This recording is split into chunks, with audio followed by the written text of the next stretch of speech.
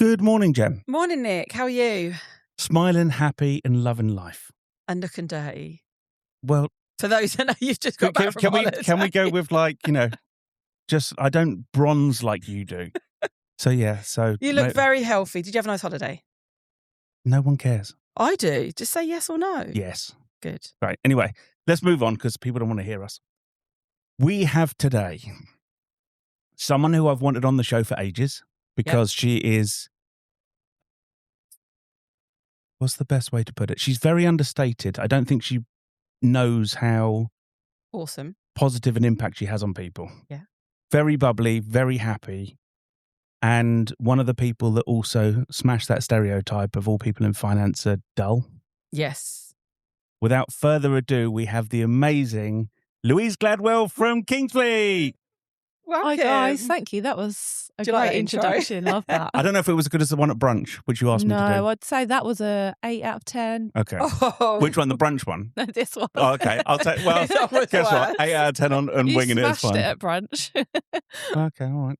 Well, at least I do at some point. At least it could have been a 5 out of 10. And an 8 out of 10 is still 8 out of good. 10 is Yeah, strong. that's acceptable. Lou, hi. Thank you so much for coming on. Thank you for joining us, No, Lou. thanks for having me. Okay, so let's get started. Let's go. School. Yeah, that was... You did it? I did it, yeah. So I went to Kesgrave High School. I was Oh, hang on. Yeah. Which house were you in? Barda. We don't understand any of this. We only know Daryl did it. Yeah, Daryl went to Kesgrave and was talking about houses, and I was like, I just kept thinking of Harry Potter. Because I went to Stoke, which is probably Ron the Howard. second nicest school. Ron Howard? I But wish yeah, I could say I was in Hufflepuff or something like that. Yeah, this is where my mind goes. Yeah. So did you win the house cup? No. Okay. No. Yeah, school was school. I didn't particularly enjoy school. You're smack bang on point. Hold on. Did you have a favourite subject? Yeah, history. Oh, okay. Okay. Well, she's one up then. She's one up. Well, Yeah. the last female financial advisor we had on said, I hate school. But you must have had one lesson. No. The walk home. Her favourite part of was school the only the walk bit. home. Yeah. Okay, so history was all right. But Yeah, I liked history, and to be fair, I did like English and art because I was quite good at those. Okay. But yeah, I probably shouldn't say it as a financial advisor, but anything mathsy, I was just really bored by it. Love that. Yeah, and don't get me started on science, but it was okay. It wasn't the best time in my life, but I did it. And then sixth form?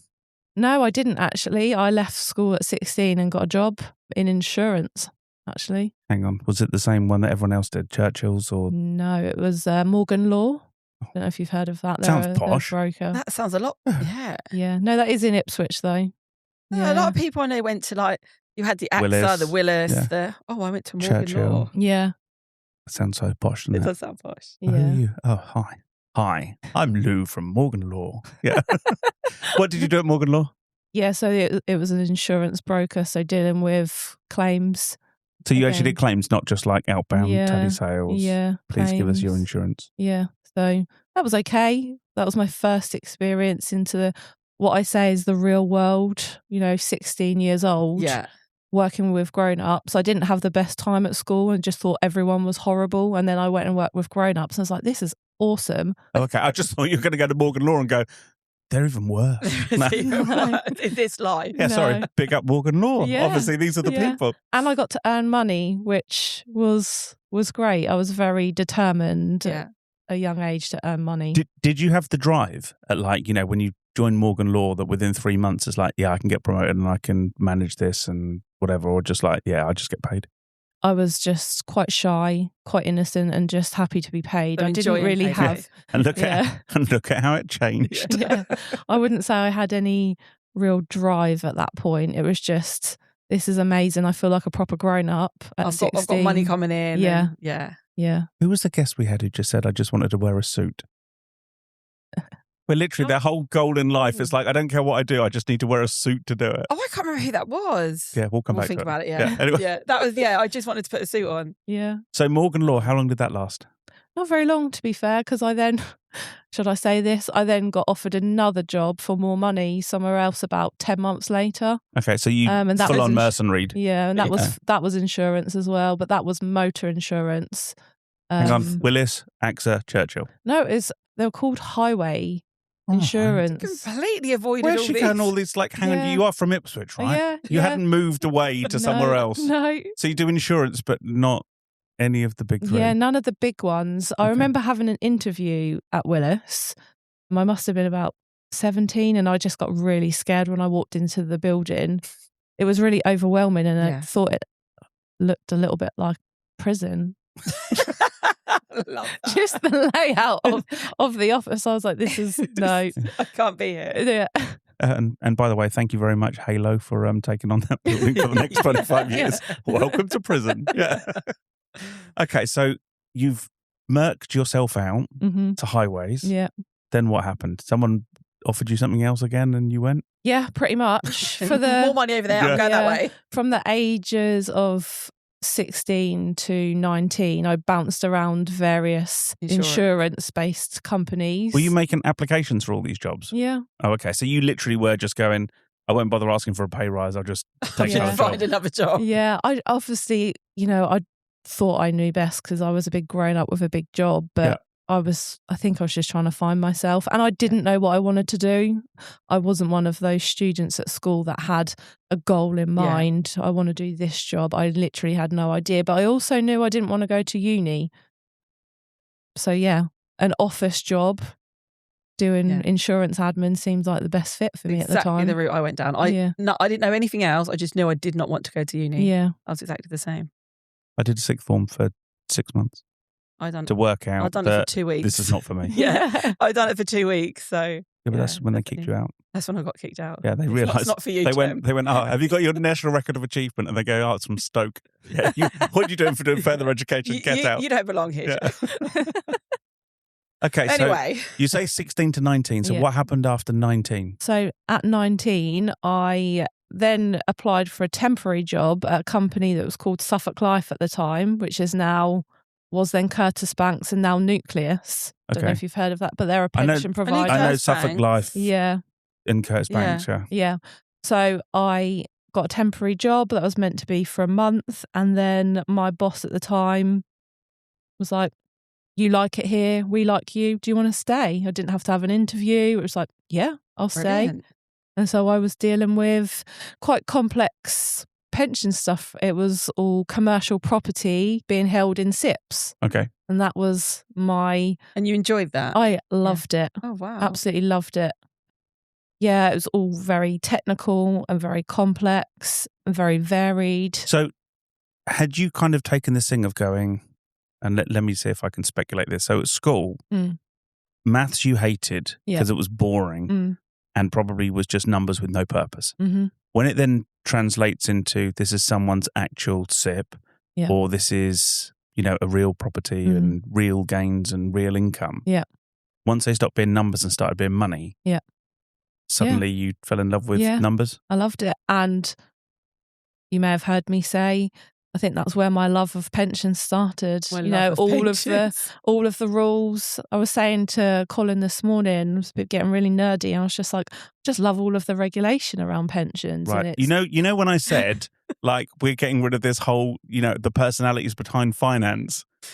At 19 years old, I love pensions. I literally just had this image. Now I had a conversation about regulations and how much I love them. When you visit a city and you have the I love Paris t-shirts I love London, I'm like, I love regulations. Yeah. I love regulations. Yeah, I need it. I love pensions. I know I'm getting you for Christmas. Guess what? Absolutely. We're getting a one on each side. I love pensions and I love regulation on the back. I think it's because it really, really tested my brain, and I'm one of those people I need to be challenged, and it wasn't ever straightforward. I was dealing with the general public and the stuff that I was dealing with, so it was buying and selling commercial properties in and out of people's SIPs, and so it had a lot of law attached to it. And by the way, we're going to have to just do this for listeners who don't play the full financial regulations. Would you like to explain what a SIP is?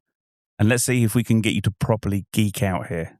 Well, it stands for self-invested personal pension. There we go. Okay. So then we don't keep talking about SIPs and people are going, like a sip of squash or something. Okay. So I really love that. And I met a wonderful group of people. Those were, I've got my best friends now that I met at that job, and I've known them. Jem, were you ever at that job? No. Oh, no. We've just been here that we're not the best friends. We clearly don't make the top 5, do right, we? okay, well that's... I'm happy to add you to my circle of trust. We're in the top 10. That's all I care about. Definitely top 10. We'll put ourselves top 100 and just like pretend we're in there somewhere. Yeah, that's fine. Okay, so how long were you at Suffolk Life? 13 years. Wow. Oh, wow. Yeah. Okay, that was a proper long-term thing. Yeah, and I had various different jobs. Considering that was going to be, I'm just here for a month. Yeah. That's... Wow. Yeah, I ended up, I worked around different teams, doing lots of technical stuff, but my final job was being a manager of quite a large team. And that was challenging, managing people, but real eye-opener. Yeah, and can I say that I loved managing people? No. Okay. I'll be honest. So is that what made you make the switch? Because obviously Suffolk Life, big company or whatever they are, Curtis Banks or whatever. Big company. And then you've obviously gone and progressed and gone into managing teams and whatever. Was it there from there to Kingsfleet, or was there another few things in between? No. So I'll give you the honest reason why I left. I had a baby. Okay. And I couldn't go back to being a full-time manager. And so I didn't really have any other option but to find something else, because I wanted to go back to being a manager, and that wasn't possible. Right. Oh, okay. Reading between the lines. Yeah. Okay. I won't say anything in case of any libel claims or what have you, but yeah. Yeah. And so, had a baby, and then needed to carry on working, wanted to carry on working. And you wanted to stay in that industry on. Yeah. And then from there, so my partner, Gary, he worked at Kingsfleet. Okay. And fortunately, a job came up in compliance, and they needed someone. And you love pensions and you love compliance. Exactly. So she went in with her flag and her T-shirt. I love rules. I love pensions. The mug. Just slammed it down. Can you imagine her walking into Colin's desk, slamming down my I love regulations, right? He's like, here I am. Highest. Yeah, I'm here for the job. Yeah, pretty much. That's how it went down. Met Colin, had a chat, and it wasn't like an interview. It was just a chat. You know what Colin's like, really comfortable. Yeah, and he offered me a job, and that was in April 2020. Oh. Hang on. That sounds like COVID. It was, yeah. Okay. There you go. You know all about that one, Jem. Yeah. So hang on. So you joined during COVID? I did. So I quit my job. Because hang on, what was it, like March the something? Was end of lockdown. March, I think. End of March, yeah. Because I started with you in May. Yeah. Yeah. Yeah, so I quit my job. Day, Jem. Yeah. I'll never forget that day. Yeah. Me neither. Why did I? Why did I? Yeah. So I quit my job. One of the best days of my life at that point. Okay. And then lockdown happened, and I was like, shit. Because I was hearing people getting new jobs and then being told, actually, we're locking down and putting people on furlough. There's no job. Yeah. And I contacted Colin. I was like, is there still a job for me? Do you still need me? And he was like, yeah, we do. And so I started at home.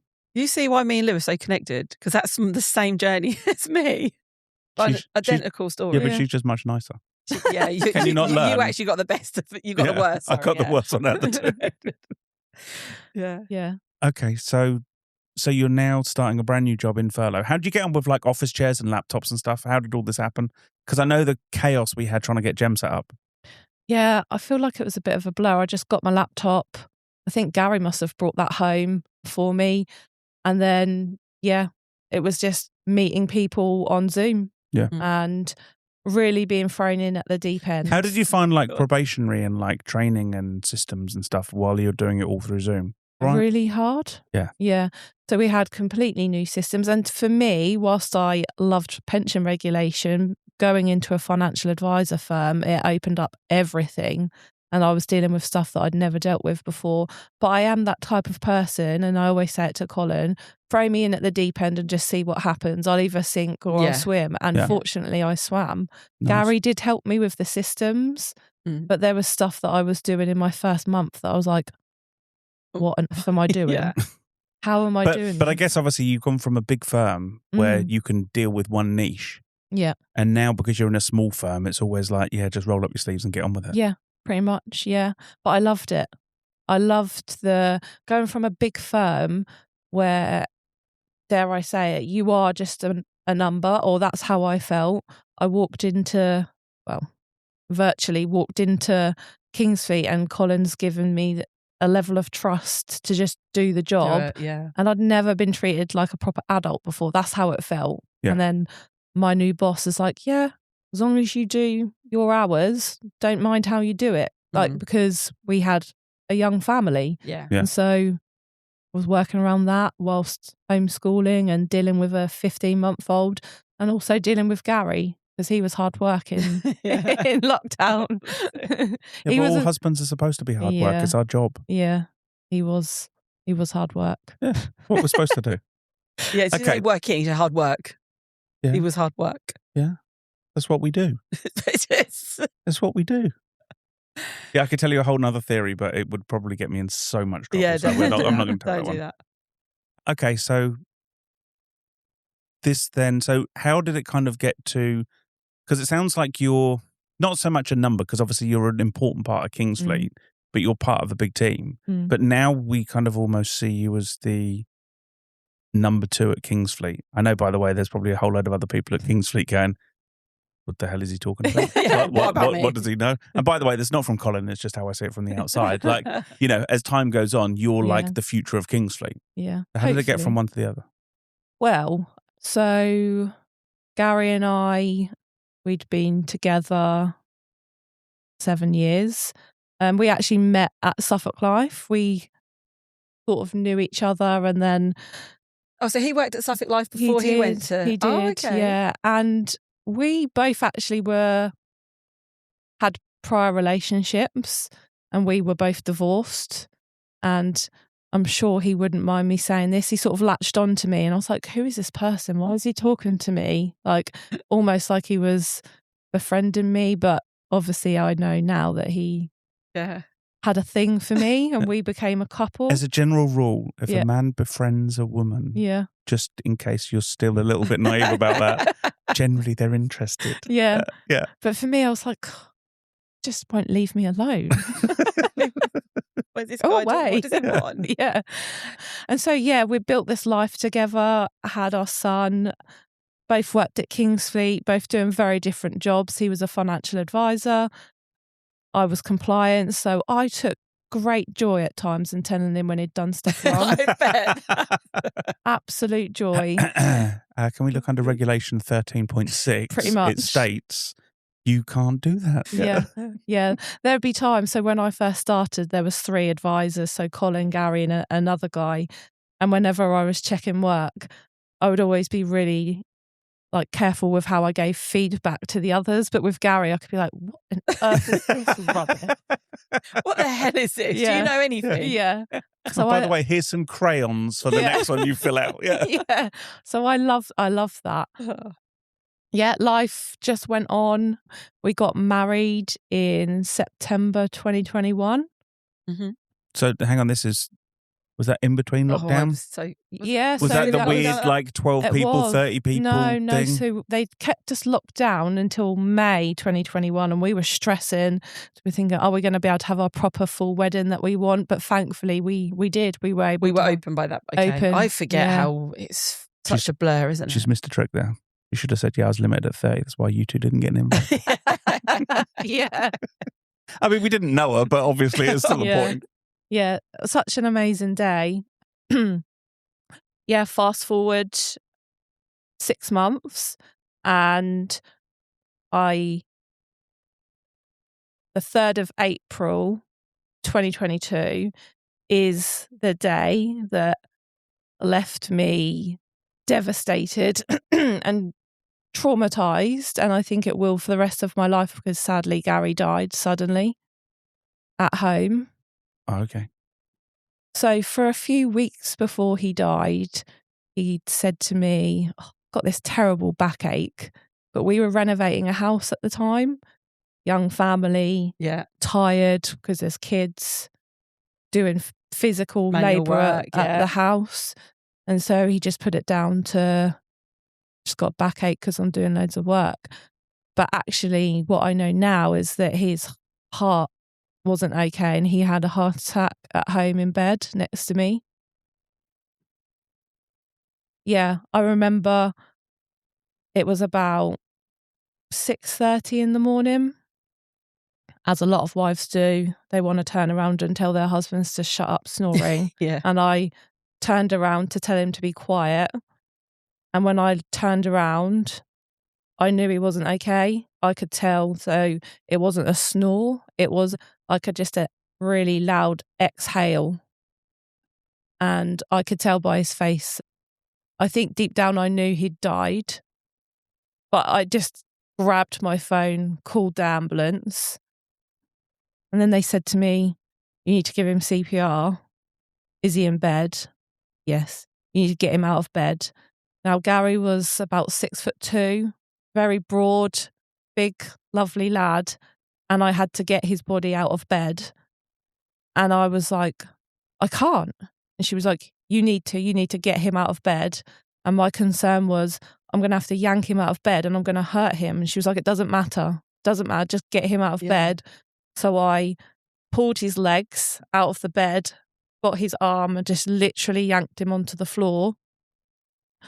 And there I then gave him CPR until the ambulance got there. Now, it felt like a lifetime, but it was probably about 7 minutes that I was giving him CPR. Felt like 7 hours. It felt like forever. Yeah. And I can feel it now as I'm talking you through this, like the adrenaline. I can go back to that day and I can hear all of the sounds and smell all of the smells. The ambulance got there very quickly. I thought they wouldn't because after COVID, all of the ambulance waits and people, you could hear in the news, people are dying because ambulances don't get there in time. They did. But also while that was happening, there was 2 ambulances that arrived and there was 3 young children in my house as well at the same time. Gary's older 2 and our youngest. They rushed in, they strapped him up, did what they do. And so I went into the next room and I said to the older 2, I had to wake them up. And I was like, Daddy's really poorly. There's an ambulance here. And I was like, you can either stay in here and do not open the door, because by this point they'd got Gary in the doorway of our bedroom. I was like, or you'll come downstairs with me. And they came downstairs, but I covered their heads in blankets so they couldn't see their dad laying on the floor. Then I went and got the youngest, Max, so our son. He was 3 at the time, so he had no idea really what was going on, but I managed to get them downstairs. They were working on Gary for a good half an hour. And I remember one of the paramedics coming down and he was like, can I have a word with you away from the children? And I thought he was going to say, right, gather your things, we're going to go to the hospital. And he stood in front of me and he was like, I'm so sorry, there's nothing more we can do. And I think everything left my body. Every emotion at that point left the building. And it was just, I was like, so he's dead. And the paramedic, he was visibly upset. He was like, I'm so sorry. He was like, I'm the same age as your husband. We've got a young son. He was like, I'm so sorry. You could see like it had visibly upset him. And I was just like, nothing. No tears came out. No, nothing. I must have been shocked. Yeah. Like it hit me like someone had thrown me into a wall. If someone was to say, describe how that felt, it was like a physical force. I then had the police turn up and I was like, oh, my goodness. But apparently that's standard. They act for the coroner, but they had to come and ask me to identify his body. And they were asking me if anything suspicious had happened and has he taken anything? And I was like, no. I panicked. I was like, I didn't do it. I was like, I didn't kill him. Yeah. Because I was just like, why are the police here? Like, you've just connected. Yeah. But no one prepares you for anything. I mean, I appreciate that, something like this, no one can. But, death in general, no one ever tells you, oh, by the way, when someone dies, this is what happens. So you don't know what's regular thing or what's like, oh, hold on a second. They think it was me. As soon as you start hearing the word as well, suspicious, you're like, hold on a minute. Yeah. we went to bed as normal. Yeah. I was laying next to him. It's my husband. Yeah. And so, and then this poor lady, police officer, there was two of them, a more senior guy, and she was asking me questions and getting me to fill out some forms. And she was like, "Do you mind if I hug you?" And I was like, "You can hug me." But again, I was literally like, I was not responsive. And she was just like, "I'm so sorry." She was like, "This is my first job." Oh, God. She'd qualified and that was her first job that she'd gone to. And I was like, yeah, like comforting this police officer. And I was just like, there was literally, I didn't know how to react. And then I had to sit and tell the children that their dad had just died. And that was one of the most devastating parts of the day. Like hearing them cry, like the older two, they were 12 and 9 at the time. And so they fully understand what being dead means. That was devastating. And then I'm having to ring round. I had to ring Gary's mum. I had to ring his dad, who lives in Australia. Called my dad, my sister. There's a whole load of people. But the horrible part is that you're there and you have to try and be a rock for the children. Yeah. But yet your rock not there. My person that I lent on for everything was laying upstairs at this point. They tidied him all up and laid him back in the bed, and he just looked like he was sleeping, and he was laying upstairs dead. And then here I am dealing with all these people, family members and to coming have to in. ring around. They're then going to have their own questions. Well, what was wrong with him? What happened? Yeah. That's not something you're even ready to. Yeah. Oh, I couldn't understand really, like, how it had gone from he was alive yesterday and a few hours later he was gone. Yeah. And then I had to call Colin, and like Colin will speak openly about this. And I think my words were, I tried to get hold of him. It was Sunday, it was early Sunday, and he thought I was working because it was tax year end. He was going to tell me off. And I just said to him, Gary's died. Literally didn't know how else to put it. Like, how else do you tell someone that someone's just died? And when I look back, I was very much just blunt. Because I don't think I could really figure out how to communicate something like that. I was just shocked. To be fair, is actually a very... It's weird because everything that I want to say, you kind of tread very carefully by going, it's quite nice to hear this. And I don't mean it's nice to hear that, what happened. But it's nice to hear because it's the same thing. And I'm relating to this because I'm thinking about when my father-in-law died. And I went, right, well, let me just ring some people. Yeah. When my stepdad died, same thing. Yeah. And it's the way that I cope, and people kind of look at it and go, my God, how cold are you? Why are you not in fits of tears? And why are you not doing this? And why are you not doing that? And you're like, I guess that's just how I cope with it. It's just how I get through. Yeah. But I'm glad I'm not the only one. Yeah, no, I was the same. And the day after he died, I wrote a list. I was like, right, I need to call all of these companies to tell them that he's dead. And that's the only way at that time that I knew. That's all I could. Had you cried at any point at this? Yeah, so I did actually. So it was probably about 6:00 in the evening. So the private ambulance has come and collected him because he needed to have a post-mortem as well. They come and collected him, and I just literally sat, I think, in some sort of trance for most of the day, not really figuring, knowing what to do. And I went upstairs, and they'd left his wedding ring on the side,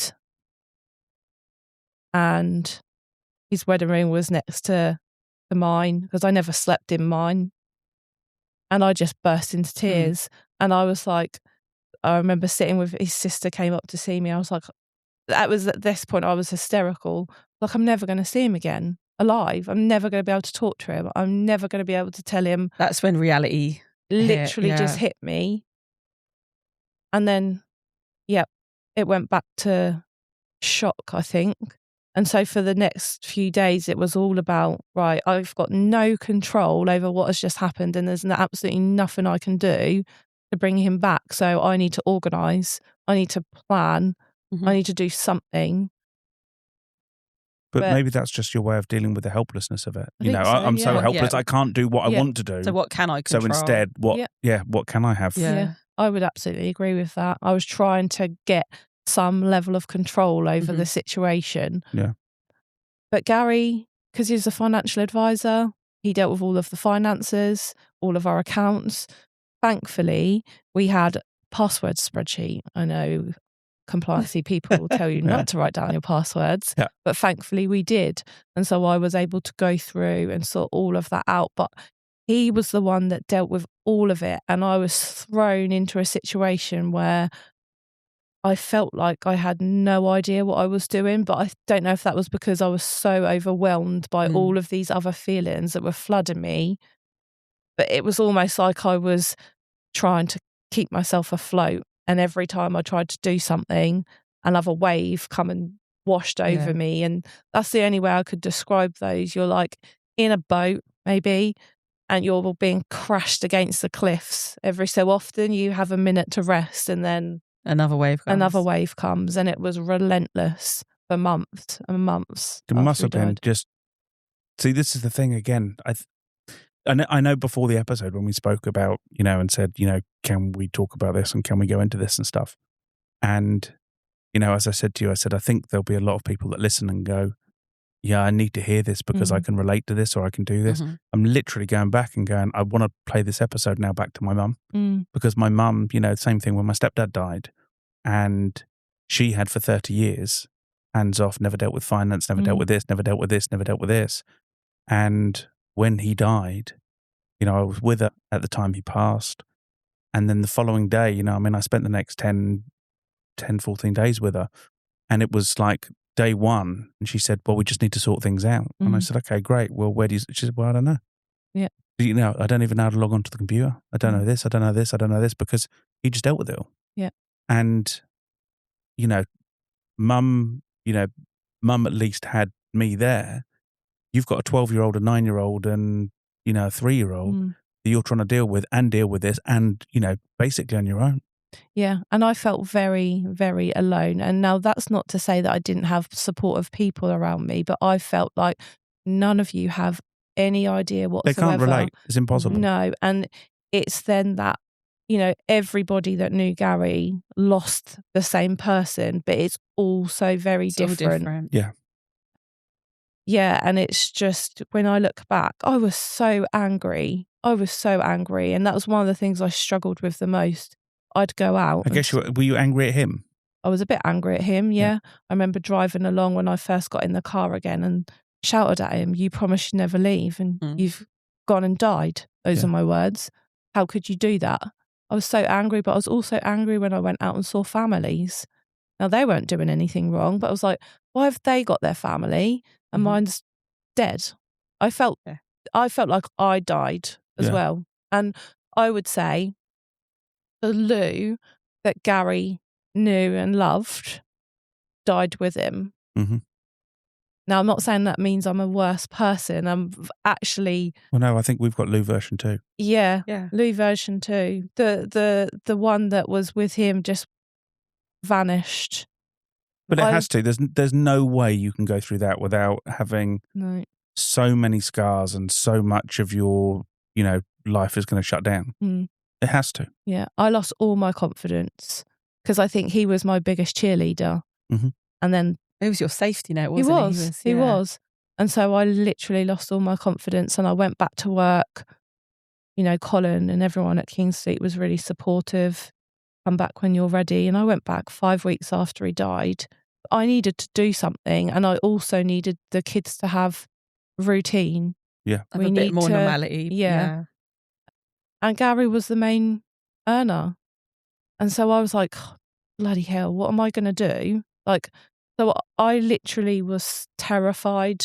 Financially, I was terrified. Now, we had made provisions, which is good. We didn't have a will.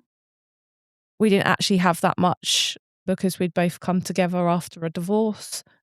And I remember saying to him, not long before he died, we really need to sort our wills out. And he's like, nah, it's fine. We will get to it, but we're married now. And which everyone says. And we don't have much. So if anything happens, you'll get it anyway. Yeah.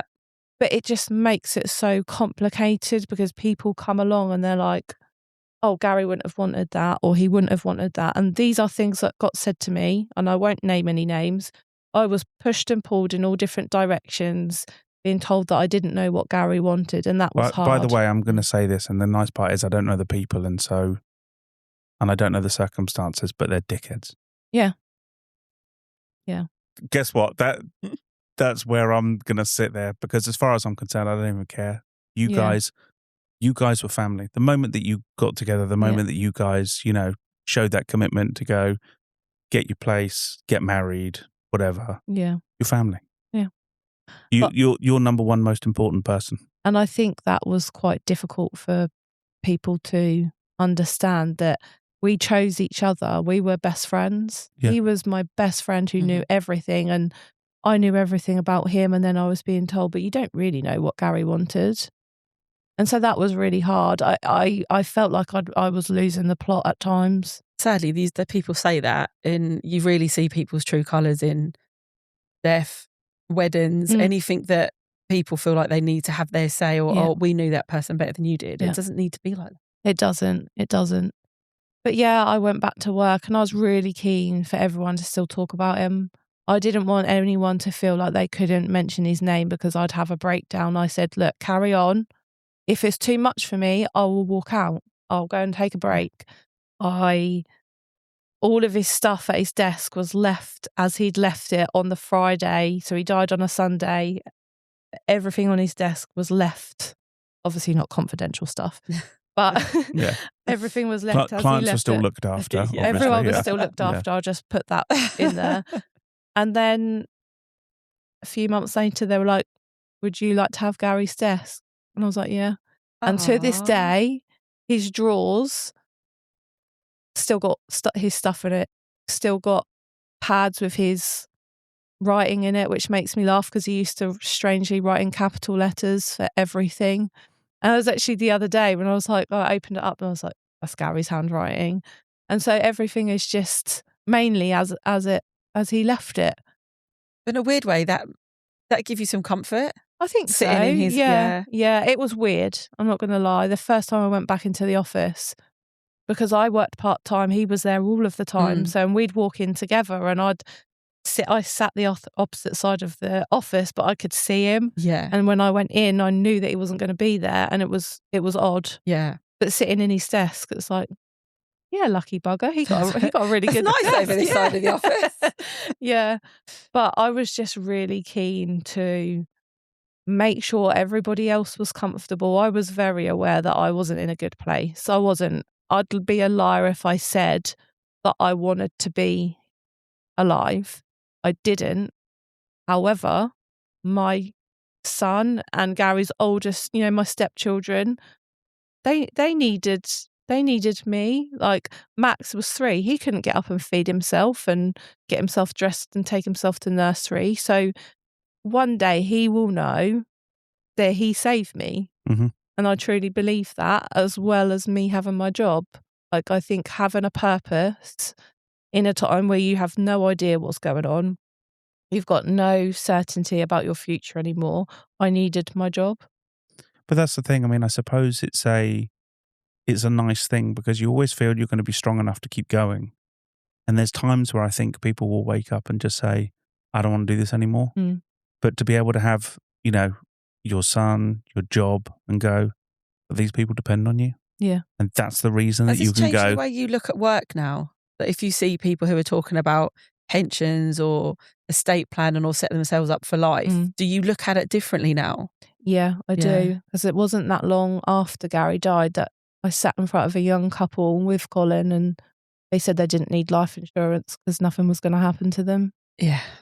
And so I didn't say anything, but I was sitting there thinking, what, for 10, 15 quid a month? Yes, you do. Yeah. Because having money can't fix things, but if you have got provisions in place, if you've got a will in place, it just takes out an extra stress. The stress that, Because there's stress. It may not fix it, but it's one less thing you need to worry about. Yeah.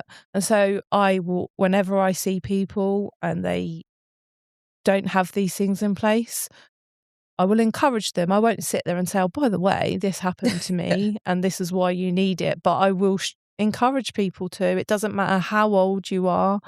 You just never know. And so my whole outlook on everything has changed. You're never, sadly, and we hear about it a lot, you're never too young to be here one day and then not the next. Yeah. But then that came on, I think it was a few months later. Me and Colin were in the office early, just the two of us.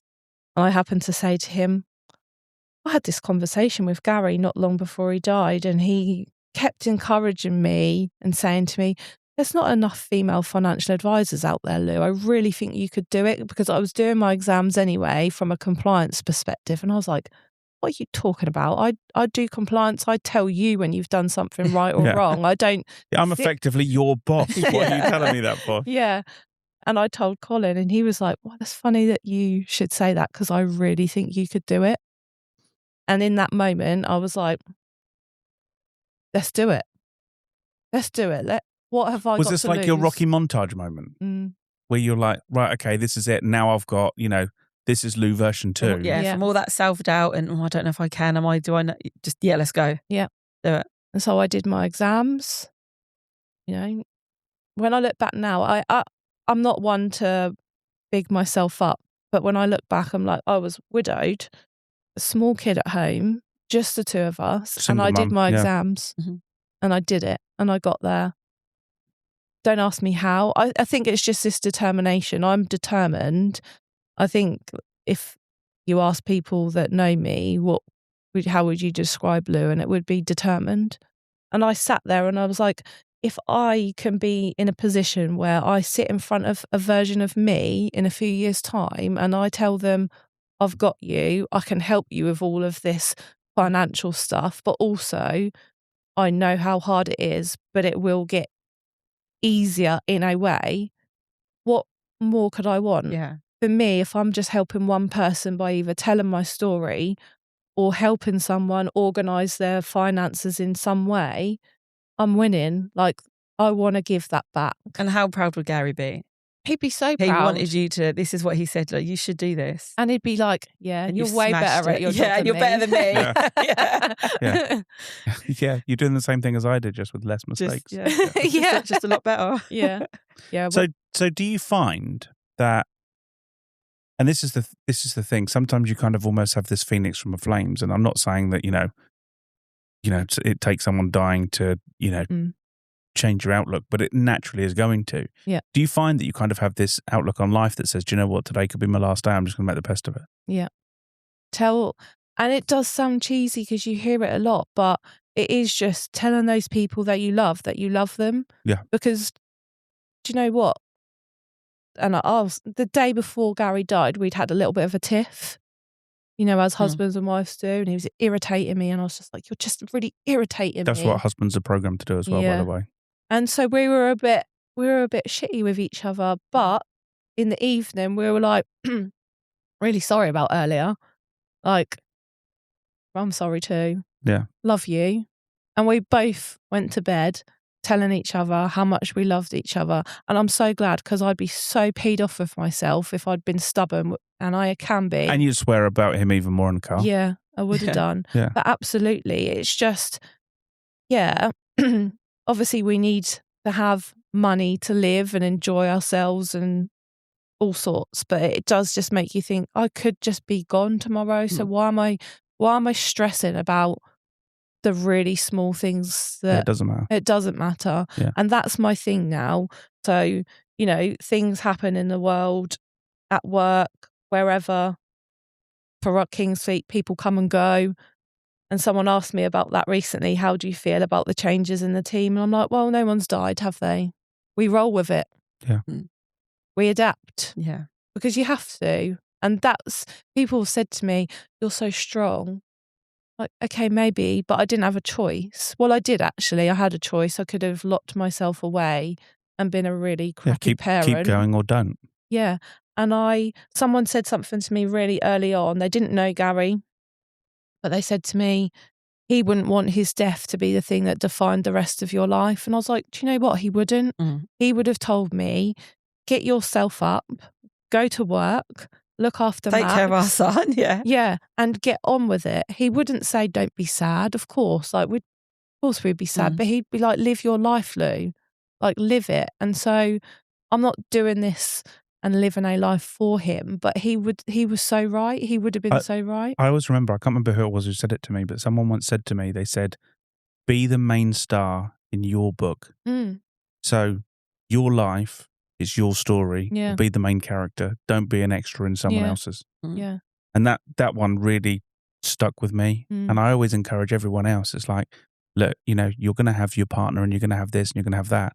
They're an extra in your book, same as you're the extra in their book. Yeah. But you can't write be an your own extra in story. your own. You have to write your story because, you don't want to go through life just being a +1 for someone else. No.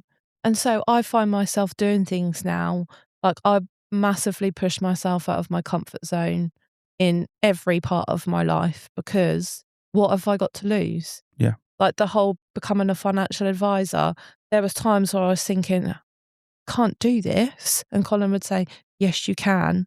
Like, you can. And he believed in me. He wouldn't have encouraged me to do it if he didn't think I could do it.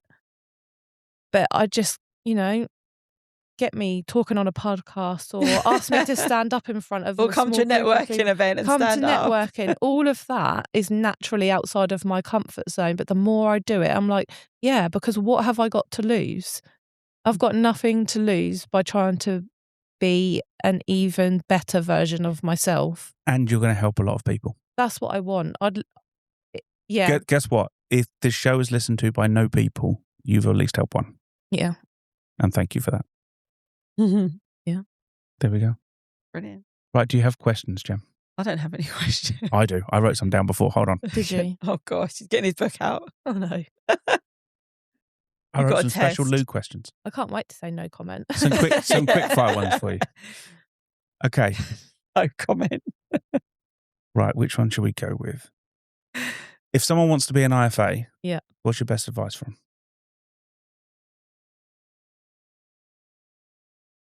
Go for it.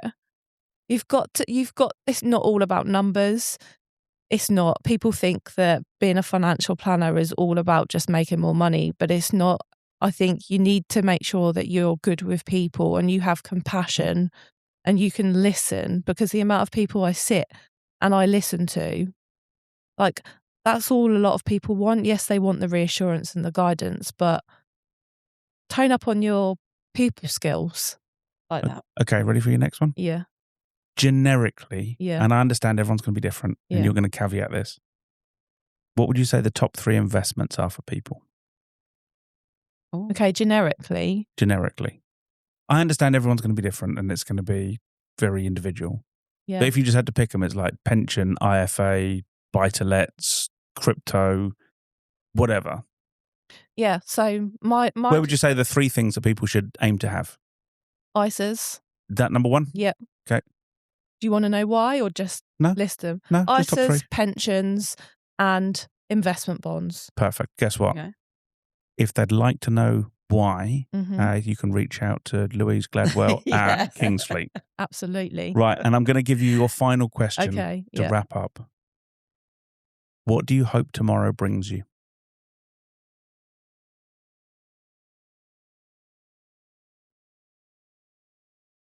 Health of my children and more opportunities to sit down in front of people and help them. Amazing. Love. Louise Gladwell, thank you very much. Nice end. Thank you, Lou.